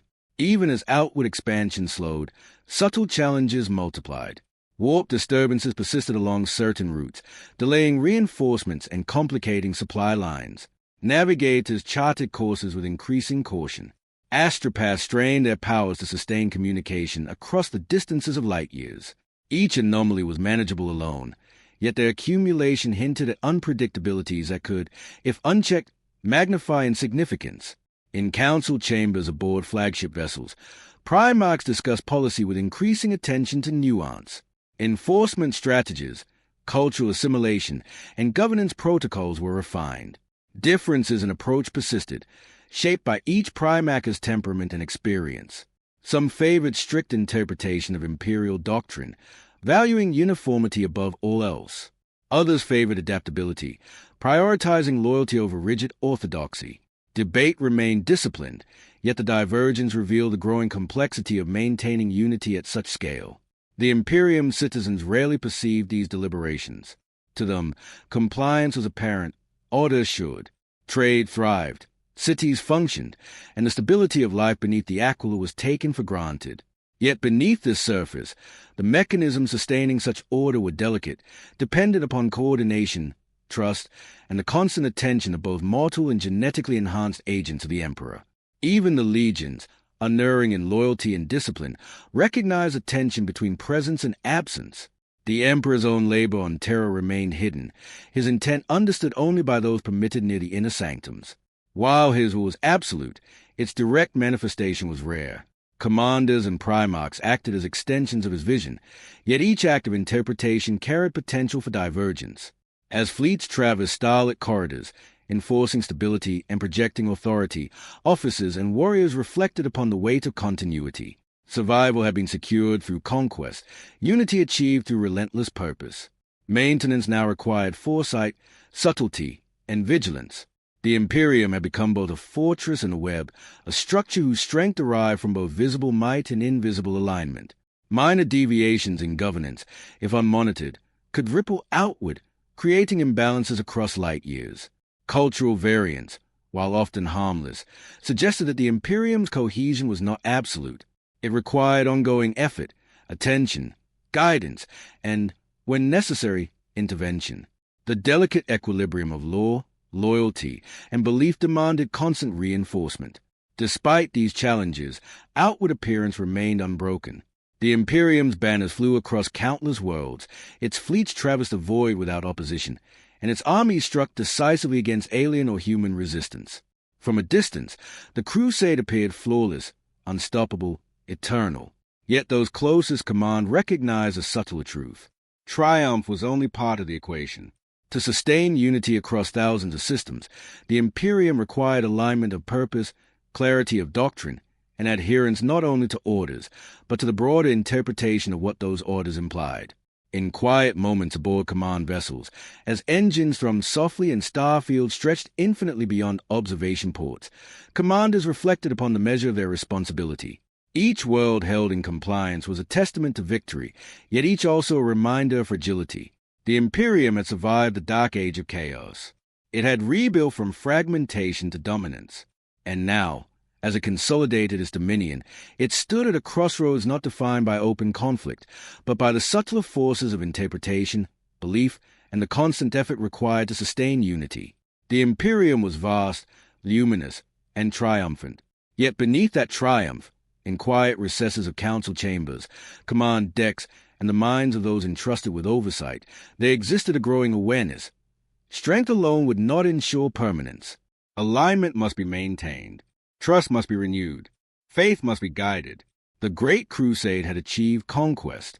Now, the Imperium measured the cost of sustaining certainty, and in the silence between orders and action, it paused, not in weakness, but in quiet, deliberate vigilance, aware that the weight of unity, once secured, could never be taken for granted. As the Imperium approached the full span of its intended reach, the concept of legacy grew increasingly central to the thoughts of those who bore responsibility for its maintenance. Humanity had endured untold catastrophe, fragmented by millennia of isolation and conflict, and yet it now thrived under a singular vision. That vision, embodied in the Emperor, had transformed scattered survivors into a civilization whose dominion spanned thousands of star systems. The Great Crusade, once defined by the immediacy of battle and the exhilaration of reunion, now emphasized permanence. Fleets continued to move across settled and newly reclaimed regions, not merely to conquer, but to consolidate. Military garrisons remained vigilant. Administrators enforced standardized systems of governance. Industrial production aligned with the demands of interstellar logistics. The Imperium's outward motion was accompanied by inward reflection, a focus on ensuring that the achievement of conquest would endure across generations. Among the Primarchs, the consideration of legacy took many forms. Some concentrated on training and guiding their legions to carry forward the Emperor's will faithfully. They emphasized discipline, codified doctrine, and ceremonial remembrance of campaigns past. Others considered the cultural and philosophical dimensions of their work, pondering the ways in which the imperial truth would be interpreted, internalized, or resisted across countless worlds. The Primarch entrusted with supreme command balanced these perspectives with meticulous care.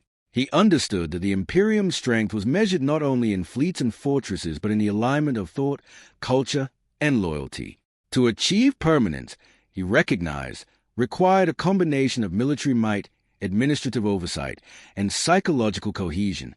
His leadership extended across battles, councils, and quiet corridors of strategy, ensuring that each element of the Imperium functioned in harmonious relation to the whole.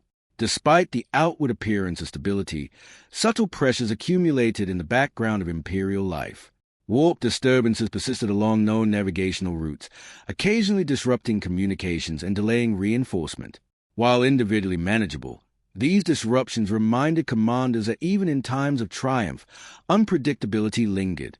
Navigators adjusted, astropaths strained, and strategic command integrated these irregularities into planning, all while maintaining the outward rhythm of the crusade. Cultural adaptation also presented its own challenge. On compliant worlds, populations incorporated elements of imperial life into existing traditions. Laborers and citizens expressed loyalty through rituals, songs, and ceremonies that occasionally approached reverence to the emperor himself, a veneration officially discouraged by doctrine. Administrators corrected deviations when necessary, yet the natural evolution of human habit and gratitude proved resilient.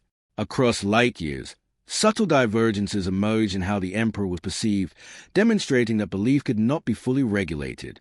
Within the legions, veterans reflected on these developments with measured awareness. They understood that conquest alone did not guarantee the perpetuation of the Imperium. Preservation required attention to nuance, recognition of variance, and subtle enforcement of shared purpose. Each campaign reinforced discipline. Each administrative mission strengthened cohesion. And yet, each also reminded the warriors that the Empire's endurance depended upon more than their swords. Even among the Primarchs, differences in approach grew more pronounced. Some favored strict adherence to doctrine, prioritizing ideological uniformity above all else. Others allowed measured flexibility, valuing loyalty and compliance over rigid orthodoxy. These distinctions, though disciplined, hinted at the complexity inherent in sustaining an empire of such unprecedented size. The unity of the Imperium depended not upon the absence of difference, but upon the careful management of it. On Terra, the Emperor's labors continued in guarded secrecy. His presence in the crusade was symbolic, his authority absolute yet distant. Those few permitted to witness his work understood that it sought to shield humanity from threats beyond the comprehension of ordinary perception. While his absence from frontline command allowed the crusade to function autonomously, it also created a subtle space for interpretation, each Primarch acting in faith upon what they believed the Emperor desired. This divergence was manageable in the present, yet it represented an invisible challenge to the future. The Imperium's cohesion relied upon the alignment of thought as much as upon the alignment of action. Misinterpretation, subtle as it might be, could accumulate over time, creating consequences visible only after years or decades. The weight of legacy, therefore, extended not only to what had been achieved, but to what would be sustained, interpreted, and passed forward. As fleets moved silently through star-strewn voids, and as warships cast long shadows across the darkness, commanders contemplated their place within this grand design. Each decision, whether tactical, administrative, or philosophical, carried implications far beyond immediate perception. To secure unity required constant vigilance. To sustain loyalty required continuous guidance. To protect legacy required foresight equal to that which had driven the initial rise of the Imperium. Amidst these considerations, a quiet understanding settled among the leadership. The Great Crusade had proven what humanity could achieve under unwavering guidance. It had united countless systems. It had restored civilization. And yet, permanence was not guaranteed by accomplishment alone. Strength alone could not endure. Alignment, trust, and shared vision were equally vital. The Imperium stood luminous across the galaxy, its fleets formidable, its armies disciplined, its governance efficient. Yet beneath this brilliance, subtle tensions persisted, warped disturbances, cultural divergence, and interpretive variance among those entrusted with the Emperor's vision. These factors, though invisible to many, were central to the question of lasting legacy. In the quiet moments between orders, as starlight passed through the ports of command vessels, the Primarch in supreme command contemplated the vast expanse under his supervision. The Imperium had survived fragmentation. It had conquered and integrated countless worlds. It had secured humanity's immediate future. And yet he understood that the true measure of achievement lay not in what had been won, but in what would endure. The Great Crusade had established unity. Now the Imperium faced a challenge of sustaining it across generations, preserving alignment amidst complexity, and safeguarding the vision of its architect against the subtle, patient forces that time would inevitably introduce. In that balance, the weight of legacy rested upon all who served, and the quiet responsibility of permanence became the defining burden of the age. The Imperium, now spanning vast regions of human-inhabited space, presented to the galaxy a visage of unwavering order. From distant outposts along the edge of settled sectors to the monumental spires of terror itself, the machinery of governance and war functioned with precision. Fleets traversed known walk corridors with meticulous discipline, garrisons maintained watch upon reclaimed worlds, and legions of starts enforced stability wherever necessary. The Emperor's authority, though largely symbolic in daily perception, remained absolute in principle, radiating across light years as both law and expectation. Yet the very breadth of the Imperium introduced layers of subtle challenge. Expansion, having slowed from its initial exuberance, now relied upon consolidation. Every world integrated into imperial oversight required more than mere compliance. It demanded understanding of systems, customs, and the latent currents of human belief. Administrators and military commanders alike had to navigate a galaxy where obedience did not always equate to internal alignment. Among the Primarchs, reflections on this reality had grown more nuanced. Loyalty was universal, their respect for the Emperor unassailable. Yet the application of that loyalty differed in subtle, significant ways. Some prioritized doctrinal uniformity above all, enforcing the imperial truth with strict and unquestioning rigor. Others emphasized the cultivation of belief and allegiance, recognizing that hearts and mind could not be reshaped by force alone. These distinctions did not undermine cohesion, but they revealed the complexity inherent in sustaining an empire of unprecedented scale. The Primarch entrusted with supreme command maintained a delicate equilibrium. His role demanded vigilance over both action and interpretation. Campaigns were coordinated with meticulous attention to timing and resource, ensuring that legions, fleets, and auxiliary forces operated in seamless cooperation. Councils of Primarchs convened regularly to assess progress, resolve minor divergences, and reinforce shared purpose. Through constant engagement, he prevented the accumulation of subtle misalignments that might otherwise grow over decades into profound fractures. Even in the outer sectors, where communication lagged across light years, authority was reinforced with disciplined oversight. Governors, planetary administrators, and local command structures were integrated into the larger framework with careful consideration of both efficiency and loyalty. Deviations were noted and corrected, often quietly, before they could influence broader populations. The Imperium functioned as a vast organism, responsive yet resilient, coordinated yet flexible. Despite this outward stability, persistent warp anomalies reminded all observers that the universe remained unpredictable. Navigators reported subtle fluctuations along established corridors. Astropaths transmitted faint disturbances that resisted clear interpretation. No single event threatened collapse. Yet the accumulation of these phenomena served as a quiet reminder.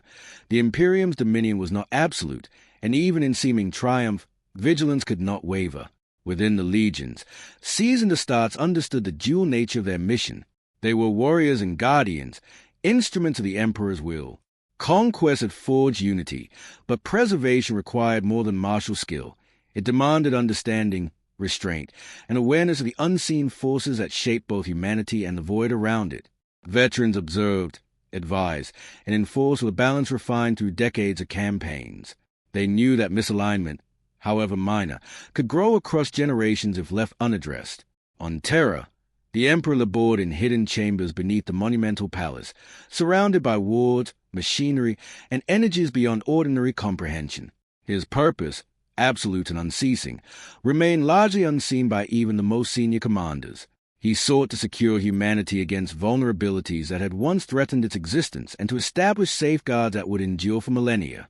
While his absence from direct command allowed the Imperium to operate autonomously, it also created interpretive space for the Primarchs, who acted in accordance with their understanding of his vision. It was within that interpretive space that subtle divergence arose, not rebellion, but nuance.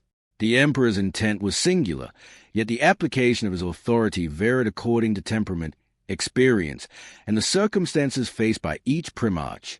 These variations were minor, disciplined, and deliberate, yet they foreshadowed the inevitable challenge of sustaining alignment across centuries and light years. Cultural evolution added further complexity. Across compliant worlds, populations incorporated imperial structure into their own traditions, often producing rituals, songs, and ceremonial acknowledgments of the Emperor that approached reverence. Administrators attempted to curb overt worship, enforcing the imperial truth, yet human instinct toward veneration persisted quietly. These expressions did not undermine authority, but revealed the limits of absolute control over belief. The balance between law and loyalty, doctrine and culture, remained the Imperium's quiet fulcrum. Commanders at all levels understood that overt force ensured obedience, yet long-term cohesion required internal alignment. A world compliant in action might diverge in thought, and minor divergences, if left unchecked, could ripple outward through networks of influence. The Imperium, vast and luminous, was held together as much by shared conviction as by ships, soldiers, and astropathic channels.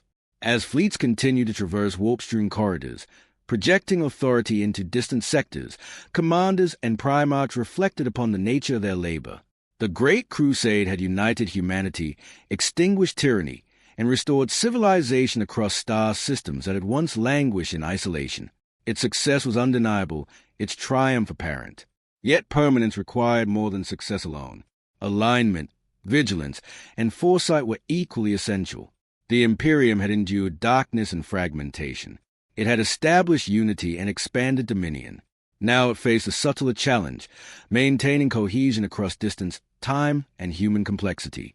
The Emperor's design remained absolute, yet its realization depended upon countless interpretations, acts of trust, and shared belief. In the quiet of command decks, as starlight glimmered across the void and the hum of engines filled the corridors of warships, the full weight of responsibility was ever present. The Great Crusade had achieved the remarkable, but sustaining that achievement demanded constant care, subtle enforcement, and awareness that even the smallest misalignment could echo across the stars. Beneath Terra's luminous throne, and across the countless worlds governed in its shadow, the Imperium held its balance, immense, radiant, and disciplined, yet aware that the measure of its permanence would always rest upon the vigilance, wisdom, and unity of those entrusted with its legacy. And in that calm, both inspiring and fragile, the galaxy seemed poised, suspended between triumph and the quiet uncertainties of what would come next. As the Imperium matured, the demands of governance grew as weighty as the demands of conquest had once been. Fleets continued to traverse the stars, not merely to reclaim lost worlds, but to enforce order across sectors already under Imperial authority. Garrisons maintained watch upon planetary populations. Administrators coordinated trade, industry, and education. Astropaths ensured communication across the vast reaches of space. In every corner, the machinery of the Imperium functioned with precise discipline, yet its operation required constant attention, for even minor misalignment could accumulate into profound disruption. The Primarch entrusted with supreme command understood that the triumph of the Great Crusade carried with an invisible cost, the burden of vigilance. Whereas conquest demanded energy, courage, and tactical skill, preservation required patience, discernment, and an awareness of subtle divergence. Worlds might submit to law and military oversight while nurturing ideologies or customs at variance with imperial doctrine. Minor deviations, if unobserved, could ripple outward over years, influencing populations and shaping thought in ways that were difficult to predict. Within the legions, the veteran Astartes recognized this burden. Warriors who had once thrived upon the immediacy of combat now found their mission defined by oversight and subtle management. Patrols, administrative supervision, and the mentoring of local forces replaced the drama of battle with the quiet discipline of guardianship. Their loyalty remained absolute, their focus unbroken. Yet even the most disciplined among them were aware that the nature of service had evolved. The Emperor, in a concealed laboratories beneath the monumental spires of terror, continued his work with unyielding concentration. His presence on the front lines was rare, his authority mediated through the Primarchs and their legions. Yet the consequences of his absence were not unforeseen. Each Primarch, acting in accordance with what he believed to be the Emperor's vision, shaped policy and action across sectors encompassing thousands of worlds. Variance in interpretation was inevitable, even when guided by loyalty and shared purpose. The subtle interplay of doctrine and belief became increasingly central to sustaining unity.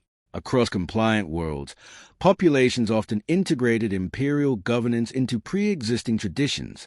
Ceremonies, cultural rituals, and expressions of gratitude sometimes approached reverence for the Emperor, despite official prohibitions against worship. Administrators attempted to enforce adherence to the imperial truth, but human habit and instinct proved persistent.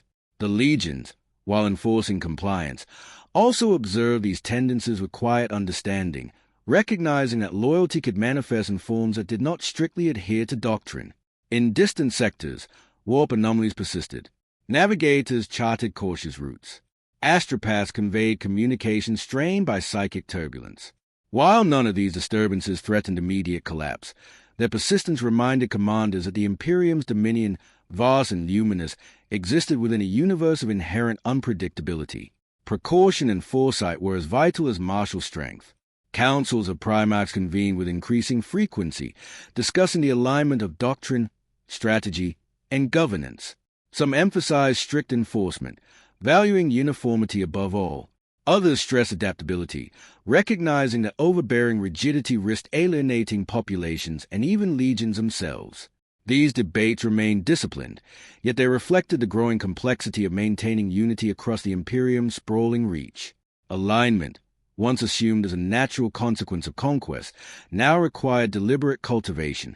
The Primarch in Supreme Command bore responsibility not only for coordinating fleets and armies, but also for harmonizing philosophical and operational differences among his brothers. Shared campaigns and council deliberations reinforced bonds, yet they could not fully mitigate the inherent divergence of perspective. Each Primarch's actions, though executed in loyalty, carried subtle effect upon the balance of perception across worlds and legions. Even within Terra's shadow, the Emperor's absence was a quiet influence. His unseen labor ensured the Imperium's long-term security, yet it also introduced interpretive latitude. The Primarchs and their commanders acted as extensions of his vision, executing campaigns and enforcing policy according to their understanding. Their loyalty was unquestioned, yet the scope of their autonomy revealed a delicate equilibrium between absolute authority and delegated action. Across the galaxy, minor incidents tested this equilibrium. Governors occasionally exercised discretion in ways that deviated from standardized procedure. Populations expressed subtle forms of nonconformity in thought, ritual, or custom.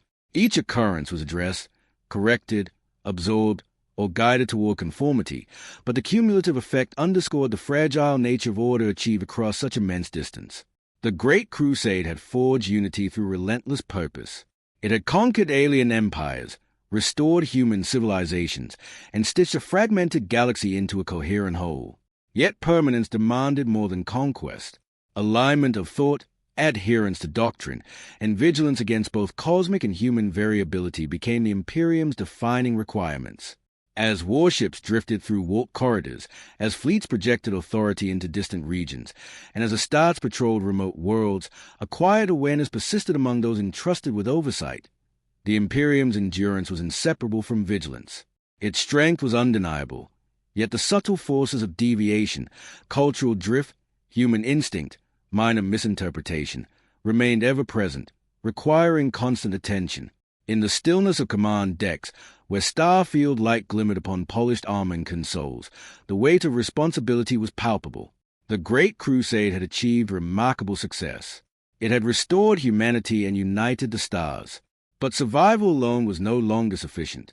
The Imperium required stewardship, careful, deliberate, unrelenting, to ensure that unity, once attained, remained permanent. The Emperor's sons understood this truth. The legions and administrators enacted it daily. Across thousands of worlds, stability persisted not by accident, but through meticulous management, disciplined oversight, and constant vigilance. And in the quiet, measured cadence of this vast empire, the Imperium continued forward, radiant, immense, and triumphant, yet acutely aware that the true burden of power lies not in conquest alone, but in the ceaseless maintenance of all that conquest has secured. By this stage of the Great Crusade, the Imperium had achieved what generations before could scarcely imagine. Humanity, once fractured across countless worlds and lost to the chaos of isolation, now moved as a single, interconnected civilization.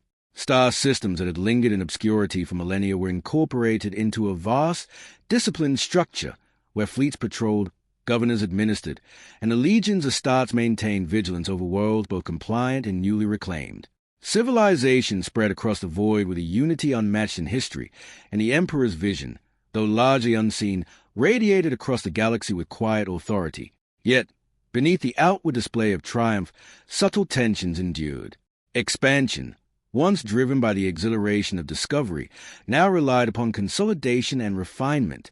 Fleets moved with deliberation, ensuring not only that systems were under imperial control, but that their alignment, cultural, ideological, and administrative, remained consistent. The vastness of the Imperium, while a testament to conquest, required constant oversight. Minor deviations in practice, interpretation, or custom, if left unobserved, could accumulate into influence that reverberated across sectors. The Primarch entrusted with supreme command bore the weight of this delicate equilibrium. His responsibility extended beyond orchestrating campaigns. It encompassed harmonizing the approaches of his brothers, guiding legions, and ensuring that governance remained aligned with the Emperor's ultimate design. Councils convened regularly, deliberating over strategic, logistical, and philosophical questions.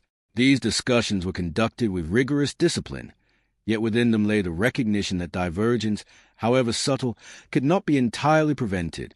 The legions Astartes understood the evolving nature of their role. Where they had once fought relentlessly to reclaim worlds, they now acted as both enforcers and guides. Patrols and garrisons ensured obedience, while veterans mentored populations and local administrators, reinforcing loyalty and understanding. Conquest had created the Imperium. Now, its preservation demanded careful cultivation of alignment, belief, and discipline.